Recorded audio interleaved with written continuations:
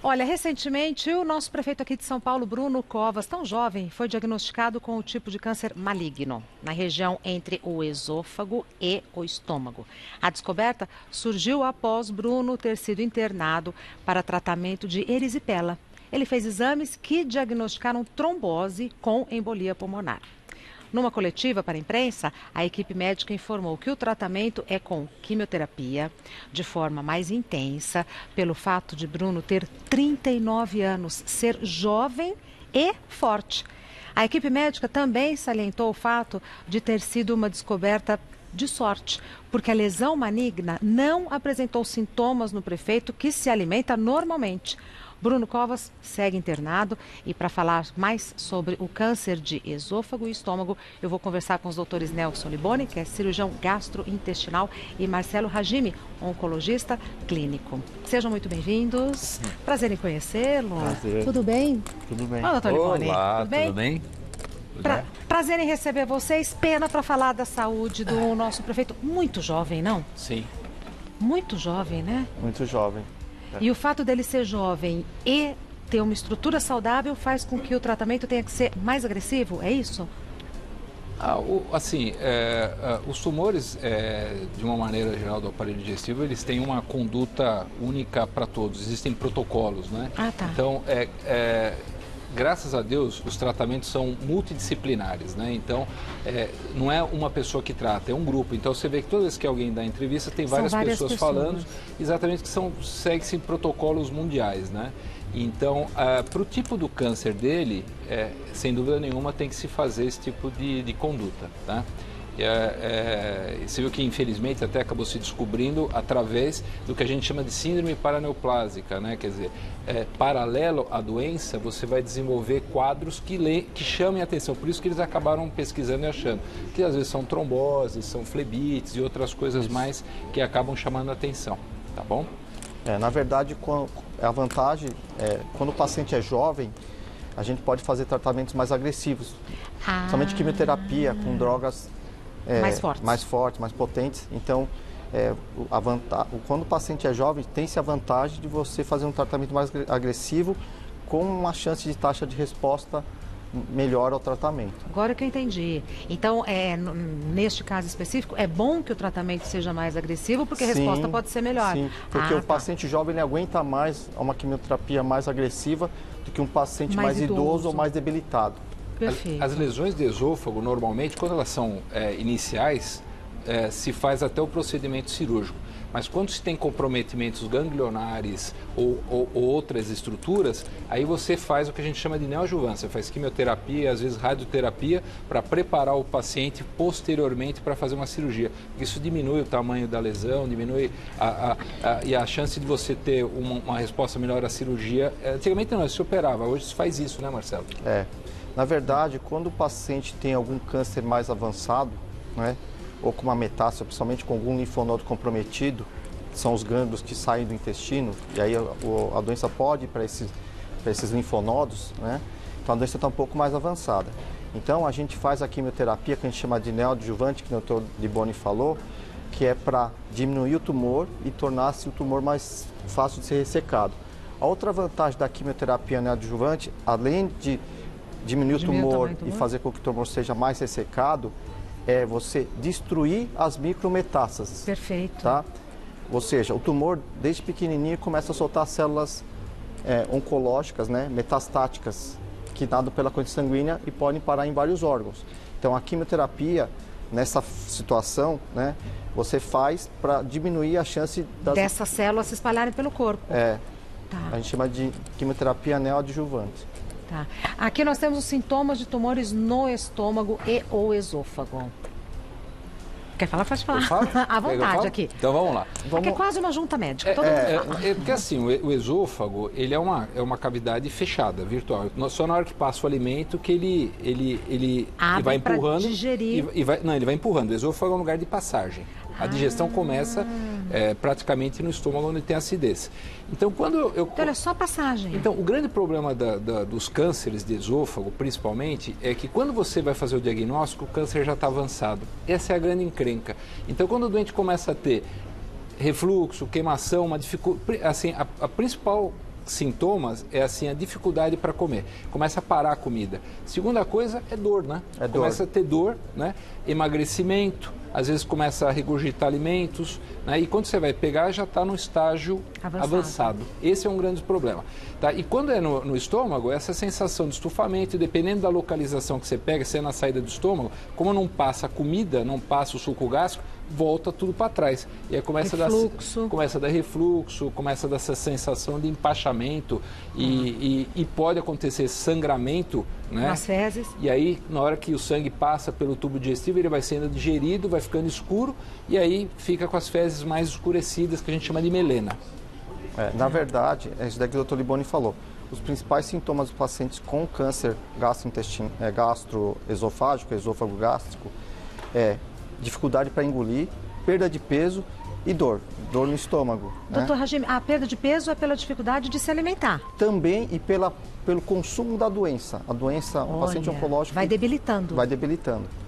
Mas a falta de ingesta faz com que o paciente... A dificuldade de ingerir a comida e a dificuldade de ingerir comida faz com que ele emagreça, mas a doença por si só já dá um emagrecimento que a gente chama de caquexia. Na verdade, é falta de apetite e emagrecimento, caquexia tumoral. Emagrecimento, falta de apetite pela doença também. Então, juntando isso com a informação do Dr. Liboni, posso concluir, me corrijam se eu estiver errada, que é sempre um câncer muito agressivo. É muito agressivo. Se você pegar, dependendo da altura que você pega, se você pegar próximo da carina, próximo da traqueia e dos brônquios, você pode ter até perfuração e o doente começar a tossir, ter pneumonia por perfuração. O esôfago é muito complicado porque o esôfago começa aqui em cima, tem a parte torácica e tem a parte abdominal. Por isso que quem faz cirurgia de esôfago são cirurgias muito complexas e até para fazer abordagem, por isso que a gente faz essa neoadjuvância para facilitar, porque são cirurgias muito grandes, né? E quando dá complicação, infelizmente são complicações muito graves, né? Um outro sintoma que é importante dizer aqui é que o paciente às vezes percebe que está com a doença, ele às vezes não obrigatoriamente ele está perdendo peso ou está tendo dor ou dificuldade para engolir. Às vezes ele sente uma saciedade precoce, a gente chama de plenitude pós-prandial. Ele come um pouquinho e já sente o estômago estufado, já perde o apetite. Então esse daí também é um sinal que o paciente pode ter um câncer de estômago. Tá. Vamos ver a outra imagem. Causas e fatores. Tabagismo está em todas, né? Tá, todas. Impressionante. Impressionante. Quer falar, Marcelo? Vamos lá. A parte genética, quando o paciente tem um câncer abaixo dos 40 anos de idade, tem que se investigar, porque tem que investigar a parte genética, porque não é comum ter câncer nessa idade. Então, tem que investigar a história familiar, se tem familiares próximos de primeiro até segundo grau que tiveram câncer. Qualquer câncer? Câncer de estômago, tem alguns cânceres relacionados. Tá. Mas abaixo de 40 anos de idade tem que investigar a parte genética também. Perfeito. O tabagismo é um fator de risco para vários tipos de cânceres. Câncer de pulmão, câncer de bexiga, câncer de rim. De mama? Mama nem tanto, mas o de bexiga, o de rim é mais. Tá? O álcool ele é fator de risco para câncer de mama, para vários outros tipos de câncer, câncer de origem de cabeça e pescoço, né? Orofaringe, laringe e pulmão, e estômago também e esôfago. Tá? A idade avançada, quanto mais idoso o paciente tem mais chance de ter câncer, sim. Né? A obesidade, já tem uns estudos mostrando que a obesidade ela é um fator de risco para vários tipos de cânceres, praticamente todos os ginecológicos, exceto o câncer de colo de útero. Tá? Os cânceres gastrointestinais, que são câncer de esôfago, estômago, pâncreas, fígado, que a gente chama de hepatocarcinoma, e os intestinais. Câncer de rim, né, a obesidade está relacionada ao câncer de rim, e ao mieloma múltiplo, que é um câncer hematológico de origem sanguínea. Bactérias, tem algumas bactérias que podem dar o câncer, principalmente o H. pylori. Então, toda vez que se faz uma endoscopia, o endoscopista tem que pesquisar uma bactéria chamada Helicobacter pylori. Essa bactéria já tem estudos mostrando que o paciente que tem essa bactéria, ele tem mais chance de desenvolver um câncer, ele é predisposição de ter um câncer de estômago dessa bactéria. Então, quando o paciente faz uma endoscopia e aparece essa bactéria Helicobacter pylori, o médico tem que erradicar essa bactéria com um antibiótico. dar um antibiótico para o paciente e depois de um certo tempo repetir a endoscopia. E alimentação pobre de fibras, realmente ele pode causar vários tipos de cânceres. E vale lembrar aqui que o que faz com que o paciente tenha o câncer de estômago do ponto de vista de alimentação são comidas derivadas, embutidos e a gente chama de processados, que nem presunto, salame, então bacon. Então, alimentos processados, embutidos, aumenta o risco de câncer de estômago. Isso quando come muito, né? Então, não, come muito. Ai, doutor, pelo muito amor obrigada. de Deus, né? Senão vão comer gelo e beber água. Mas, assim, uma coisa que é importante, assim, até em alguns lugares do mundo, onde você tem contaminação por petróleo, lugares onde você tem contaminação por pesticidas, né? Você vê muito alto índice de câncer de estômago, de esôfago, né? Em lugares que tem muita coisa defumada, né? Que você tem a nitrosamina, que é um dos componentes que pode virar câncer. E aí, quando você muda esse paciente que é de um país vai para o outro, o índice de câncer cai. Então, assim, os orientais têm mais câncer, quando eles mudam para o Brasil, diminui a incidência de câncer porque mudou o tipo de alimentação. Aí começa a desenvolver mais câncer de colo porque tem uma alimentação parecida com a alimentação americana. Então, alimentação, eu acho que é importante ficar magrinho, né? Quando a gente fala, não é estética, não é ficar palito, é ficar com um sobrepeso sadio. Né? E é isso, não é pela estética, é pela saúde. Estética. Então, a obesidade é um problema sério e tem que ser tratado. Não é só por isso, por câncer, por diabetes, por outras coisas. A alimentação é aquilo que a gente sempre fala. E não fumar e não beber, pelo amor de Deus. Né? Pois é. Né? Temos perguntas do pessoal de casa enviadas por vídeo, a gente já responde, peço que vocês esperem um minutinho. Perguntas do pessoal de casa enviadas por vídeo para o Dr. Nelson Liboni e o Dr. Hajime. Vamos ver a primeira? Doutor, gastrite e refluxo pode causar câncer no estômago? Não, a gastrite pode, né? Se você, por exemplo, que o Marcelo estava falando agora há pouco, se você tiver contaminação com Helicobacter pylori e essa gastrite ela vai evoluindo para um quadro mais avançado de uma gastrite atrófica, lá para frente, pode sim. Por isso que é importante a gente fazer endoscopias quando você tem sintomas, né? E não ficar se automedicando. Tá? Que é uma coisa importante. Você vai lá na farmácia, toma um remédio e vai tapeando e quando você vai ver, às vezes a coisa avançou. Pode ser perigoso se automedicar. A endoscopia hoje é um exame bem simples, é feito com sedação, não tem grandes riscos, né? Desde que a pessoa não tenha nenhuma complicação clínica, liberado pelo médico, você faz e aí você vai se é úlcera, se é gastrite, o que seja. E em relação ao refluxo, o refluxo pode sim. Porque assim, a maioria dos cânceres de esôfago, eles são espinocelulares, que é aqui no meio. Só que está aumentando a incidência de adenocarcinoma por causa de refluxo. Então, o que acontece? O refluxo queima a parte distal do esôfago, ali forma-se um tecido atípico, que é o Barrett, e esse tecido atípico, sofrendo agressão do ácido, ele dá origem ao adenocarcinoma. Tá? Então, o refluxo pode dar sim, por isso que é importante, quem tem refluxo tem que fazer todo o acompanhamento, principalmente naqueles casos que o refluxo é crônico, não é agudo. Quando é agudo, acertou o remédio, emagreceu, legal. Mas se é crônico, pode, a longo prazo, evoluir para um câncer. Doutor Liboni, existe algum indício do porquê de estar aumentando o número desse câncer? Isso que a gente está falando agora. Uma das coisas é o tipo de alimentação. Então, assim, as pessoas estão engordando. Se eu engordo, eu vou ter um pouco mais de refluxo. Segundo, que eu estou usando mais produtos químicos. Terceiro, que a gente não tem controle hoje ainda, um controle adequado, apesar que o Brasil é referência mundial na parte da alimentação, mas os pequenos produtores a gente não tem controle, que ainda se usa muito agrotóxico, né? E fora isso, você também tem uma situação que as pessoas ainda continuam fumando, continuam bebendo demais, não estão se cuidando. Então, a incidência está aumentando por causa disso. Então, está caindo a incidência de câncer de estômago, porque eu estou tratando mais o Helicobacter, está diminuindo o espino celular, porque o tratamento também está sendo feito, e é só que está aumentando o adenocarcinoma de esôfago por causa do tipo de alimentação e de vida que a pessoa tem. Perfeito. Próxima pergunta. Quer falar alguma coisa, doutora Jimmy? Não, é isso daí mesmo. Eu imaginei que não mesmo. Próxima pergunta, vamos ver. Olá, meu nome é Vicente. Eu queria saber se exames de sangue detectam tumores gástricos.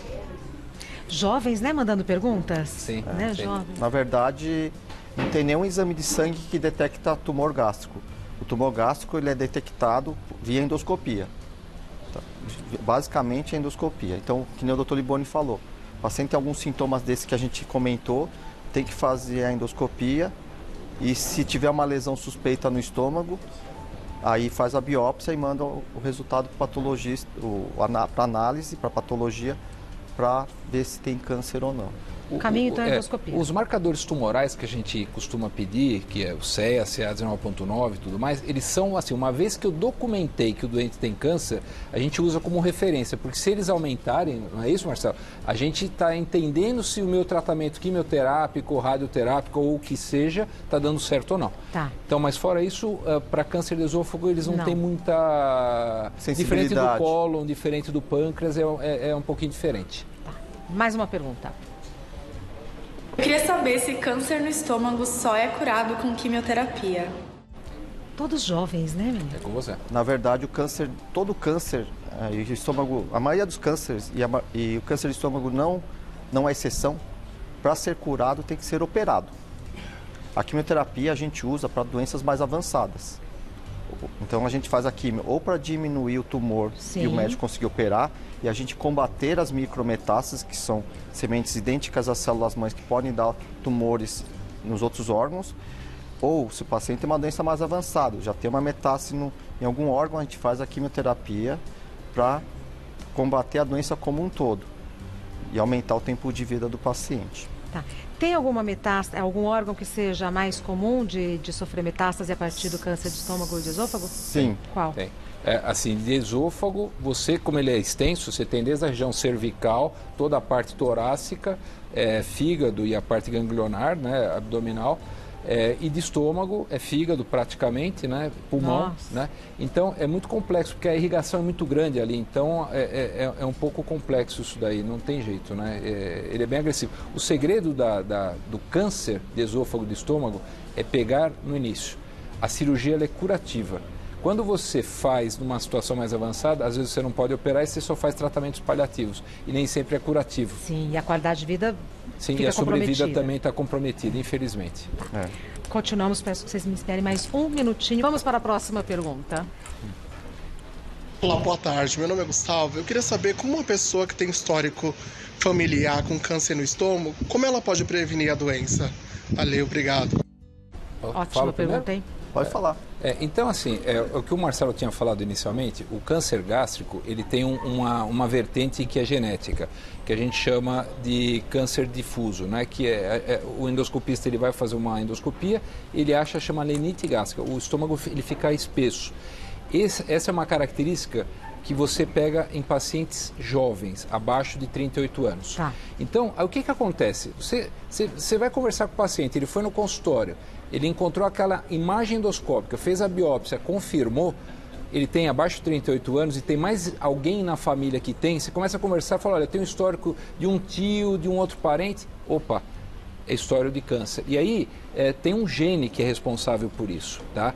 Então, o que a gente faz? A gente vai tratar, o que acontece comigo? Eu vou mandar para um oncologista, o Marcelo vai atender, ele vai fazer inicialmente, a gente vai estadiar, ver se é cirúrgico, se vai fazer neoadjuvância, se vai fazer a cirurgia, depois vai fazer quimioterapia e depende do resultado da cirurgia ou do anátomo ou que a gente encontrar.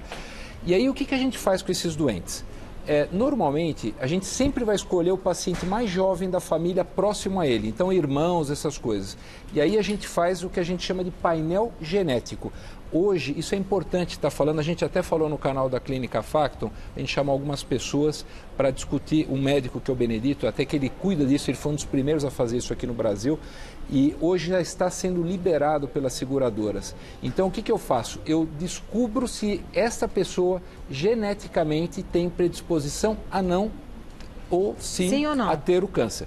Se ela não tem, ela sai do grupo de investigação, senão acaba fazendo exames desnecessários, que é mais caro para a seguradora, é mais risco para o paciente. Então o que acontece? O outro deu positivo, opa, então esse eu vou ficar de olho nele, e aí eu vou fazer endoscopias controle e eu pego alguma coisa no início, ou até em alguns casos a gente acaba indicando a gastrectomia para prevenir um câncer para frente. Como foi feito com a Anjoli, né, que ela tirou a mama, tirou os ovários, porque ela fez algo parecido, um painel genético. Apontou a predisposição. E aí ela resolveu operar. Então, hoje tem sim, para esse tipo de câncer, é um dos fatores genéticos. Existem outros cânceres também do estômago que são genéticos, mas esse é o mais comum. Vale a pena falar aqui que ele perguntou também o que tem que fazer para evitar o câncer, né, do estômago. que nem a gente tinha falado anteriormente, é alimentação saudável com frutas, verduras e legumes. Não é que não pode comer os outros alimentos, até pode, mas de preferência frutas, verduras e legumes. Controle do peso, né?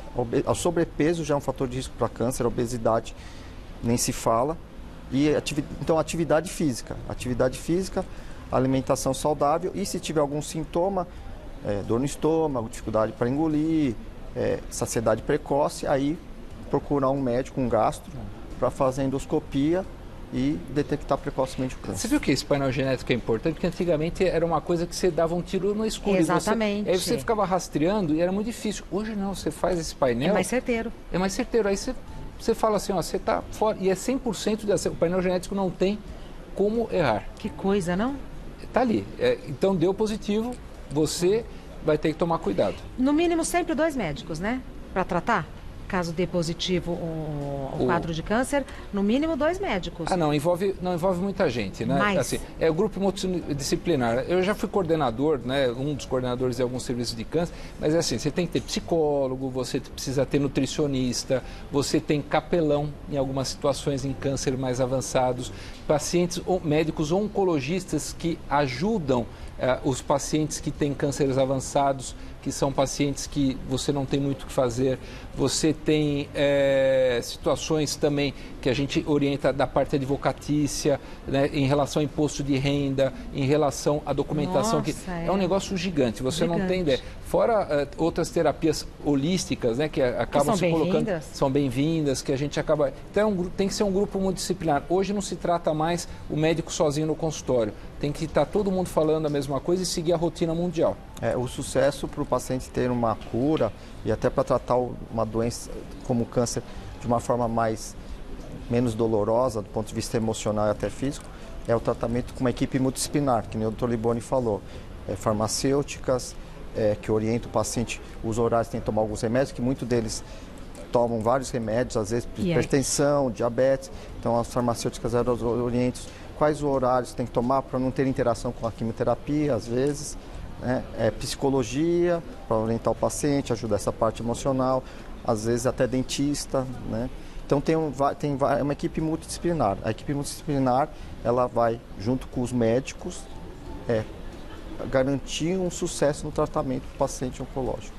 E da família, né? Normalmente a gente marca, às vezes, reuniões onde tem radiologistas, tem cirurgiões, oncologistas clínicos, todo mundo do departamento para discutir os casos, o que tem que ser feito. Nesses grandes hospitais, Einstein, Sírio, Oswaldo Cruz, a Beneficência Portuguesa, hoje nós somos referência, né, São Paulo para o Brasil e para a América Latina. Então a gente segue o padrão ouro. Mais uma pergunta. Tomar antiácido frequentemente é um fator de risco para tumores? Acho que é comigo. O antiácido, ele tem algumas complicações. Então, uma que você vai diminuir a acidez do estômago. E aí você vai permitir que a bactéria Helicobacter pylori se instale. Isso porque a acidez é uma certa proteção contra essa bactéria.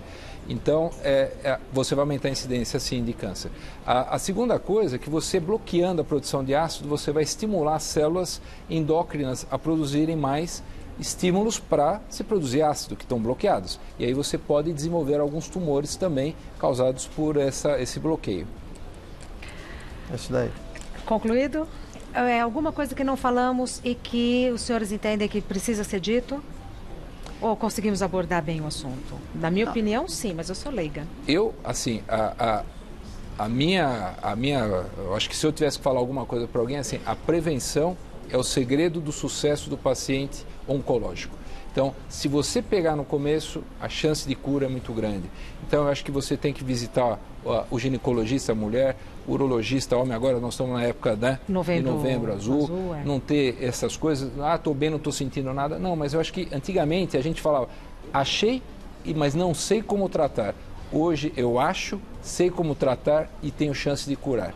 Tá? Então, essa é a ideia. Pegue no começo, seja uma diabetes, seja uma hipertensão, seja uma insuficiência coronariana que você não sabia que você poderia ter um infarto, mas no câncer, a prevenção e pegar no começo é o segredo que faz a diferença. É isso daí. E, principalmente, também prevenir o câncer de estômago e esôfago evitando os fatores de risco, né? Evitar o cigarro, o álcool, excesso, atividade física e alimentação saudável com frutas, verduras e legumes principalmente. Perfeito. Agradeço muito a presença dos nossos queridos doutores hoje aqui presentes. Dr. Marcelo Hajime, que é médico oncologista clínico da OncoCenter, mestre em oncologia e membro titular da Sociedade Brasileira de Oncologia Clínica.